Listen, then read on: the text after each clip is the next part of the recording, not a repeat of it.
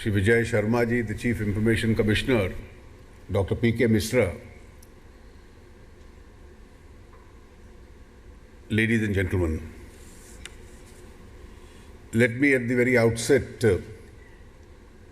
compliment the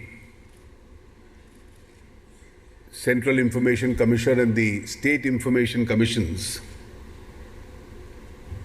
on a decade of their functioning after the new Act had come into existence.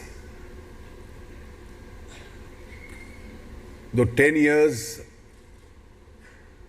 in the creation and building of a new institution is not a very long time, it takes time for such institutions to mature, but this indeed has been a very successful experience as far as the Indian society is concerned. It has transformed over the last few decades, and particularly in the last decade,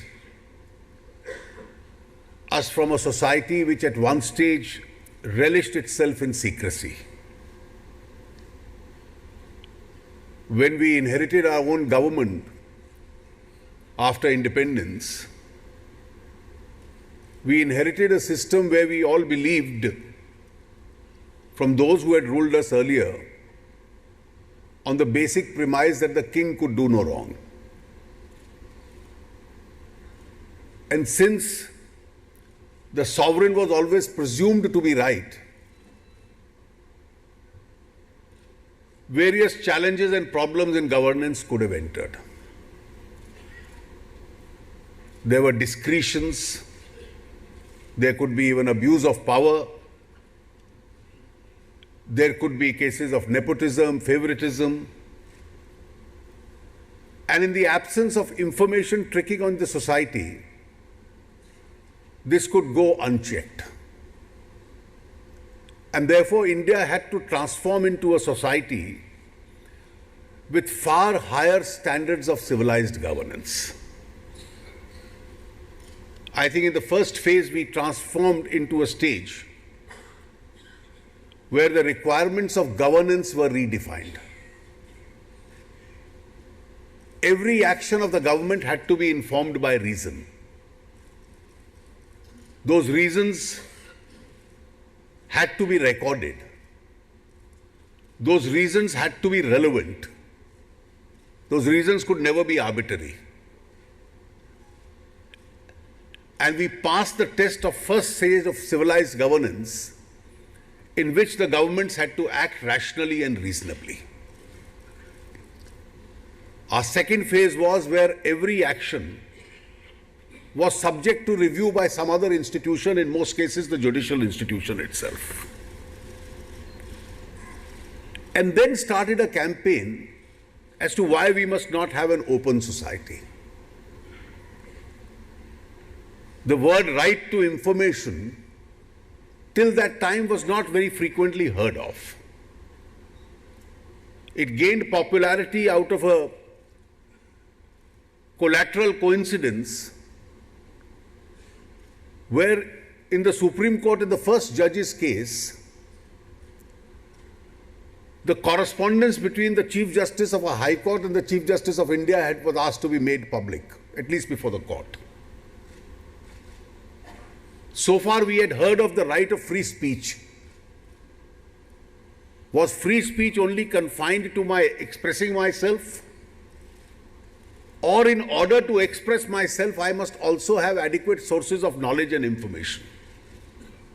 And therefore, free speech was expanded as not merely the right to speak out, but also the right to be informed. And from that right to be informed was born of the whole idea that this actually stems out of one of our constitutional guarantees. And then, of course, there was a debate in the media, a political debate. Civil society had a great role in this. But then there were apprehensions because we were still transforming into an open society. Would so much openness be bad for governance? Would it multiply the amount of work in governance? when everything is to be made public, would civil servants in particular be cautious about expressing themselves in writing? Or will they be wishy-washy in the giving of their opinion as far as the superior authority is concerned? But we are all glad today that this debate finally culminated in the enactment of what is an exemplary law. And this exemplary law has brought its dividends and benefits to the society. I can tell you, as somebody who has been a part of the governance system of India, every time a decision is now to be taken, one of the constraints in the mind of the decision maker is that there is a possibility that this decision would eventually become public. There is a further possibility that this decision would then be questioned, and therefore the decision itself must speak out of its own fairness. And that is where what the Chief Information Commissioner just now referred to as a great tool of good governance, openness and transparency, has added to it. Not merely that there must be reasons in writing, there must be a correct and an appropriate decision. The constraint itself that this becomes public and is liable for further scrutiny is now an adequate pressure on every decision maker that he must act fairly, and that fairness must be apparent on the face of the record itself. It now extends a little further. For persons in authority, it also impinges on probity of conduct, and therefore how they conduct themselves both in their public and private affairs are issues which can come into the public domain by using the great instrumentality, and therefore a constraint of prudent conduct which is up to norms of probity itself emerges out. And I think having completed a successful duration, one has now to look forward. The challenges of technology were just now mentioned. And of course, nobody can defy technology, nobody can bypass technology. And therefore, the introduction of technology itself can make the exercise of this right more effective. It can make it less time consuming, it can make it more cost effective. But our experience of the past few years also teaches us the virtues of restraint and caution in this. Where do we then draw the line between public conduct and privacy of an individual? Those who administer this act will have to exercise that discretion itself adequately.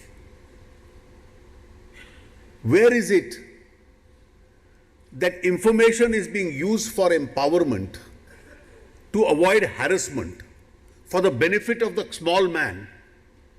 Or is it merely being used by some busybodies for collateral purposes? I think this is a never-ending debate which will have to carry on. And therefore, for those who administer this act, I think the challenges of doing the balancing act between strengthening the exercise of this right and preventing a possible abuse in the implementation of this particular legislation, and whatever are the evolutions which take place either by virtue of case law being developed by the institution or by superior courts, or further improvements by a legislative intervention, I think our wisdom will certainly prevail, and this act, which has been of a great utility to the society itself, will certainly continue to mature and continue to grow. I'm sure the coming years will add to this experience, and the institution of the Information Commission in the states and the center itself will gain further maturity and be of great useful service to the society and to the small man in this country. I wish the CIC and all the state commissions a great success for the 2 days of deliberation. Thank you.